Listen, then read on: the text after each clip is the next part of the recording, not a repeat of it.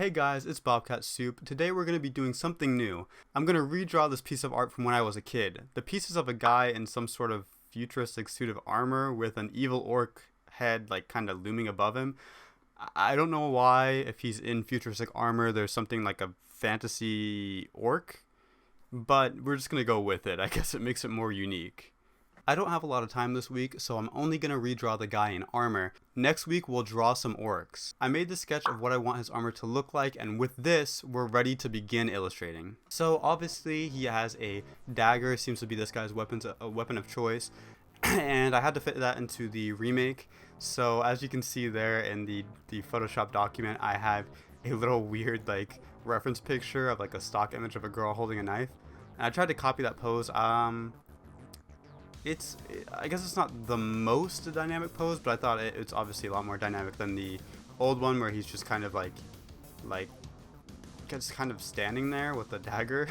So I thought this looked better, and eventually towards the end you'll see I make a lot of changes to the dagger to try and make it look more like in line with the character and just better in general.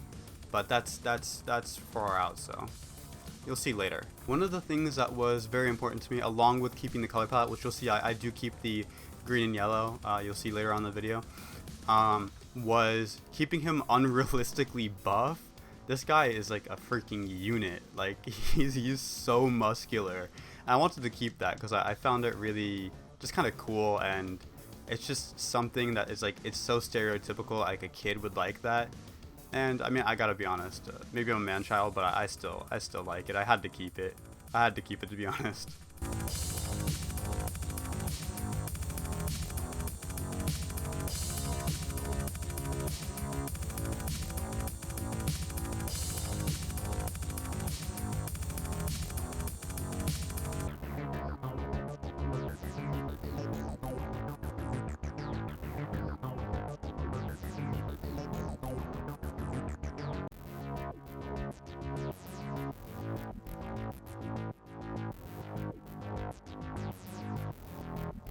So even though the color scheme may look weird to some people, that was actually one of the most important things to me going into this, was to keep the color scheme, because I thought for, you know, a big kind of stereotypical, without the colors it would be kind of stereotypical.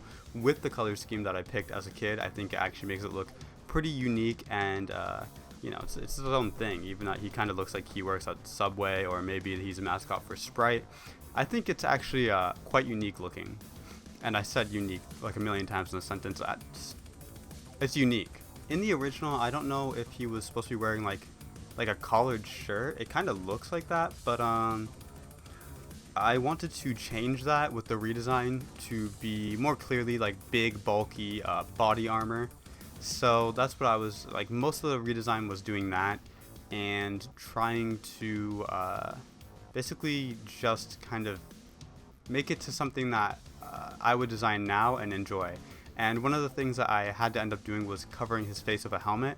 I don't know, I had to keep the beard to keep it looking like the original, but having no helmet and then a body of armor, it just looked kind of weird with the colors. And so I added a little helmet that I designed, and I think it actually kind of tied the design together, and it took advantage of the unique color palette and gave it kind of a, you know, focal point, because you have these bright, vibrant stripes going down the face. So I think it all worked out, and I think the decisions were pretty good that I made. I tried not to change it that much. I think the changes I made it better. You can be the judge of that in the comments. In the original, we don't really get to see what this guy has on his feet, so I had to improvise, and I decided he wears combat boots, and for pants, I think they're called BDUs. That's the type of pants that they're like tactical sweatpants. I don't really know how to describe them.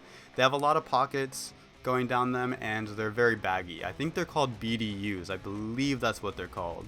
But yeah, I decided to give him that. Kind of balanced out the armor, in my opinion.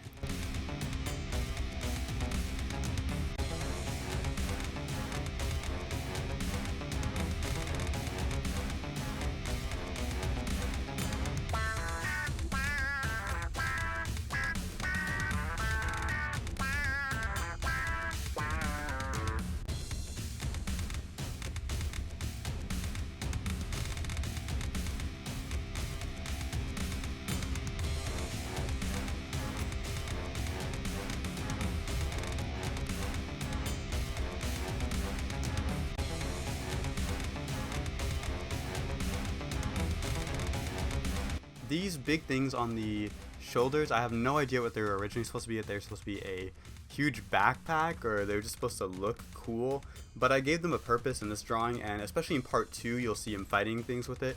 They're going to be these huge shoulder cannons that stick off his back, and he can fire them. I guess it's connected to like his mind somehow, so he just thinks, I want to shoot that, and then they shoot that, and that is the function I came up with for them. A lot like are they called Revenants from Doom, I believe, also have the shoulder cannons. I was kind of inspired by that to make them into weapons.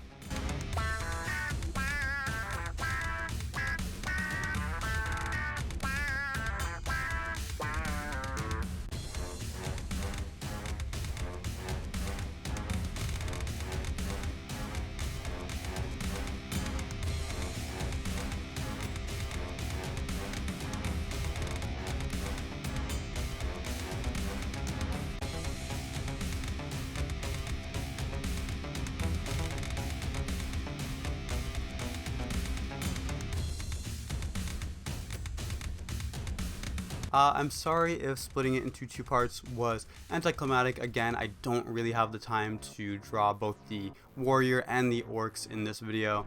This is about the end, so what we're going to go ahead and do here is actually do a comparison of the old design and the new design. So it's time for that.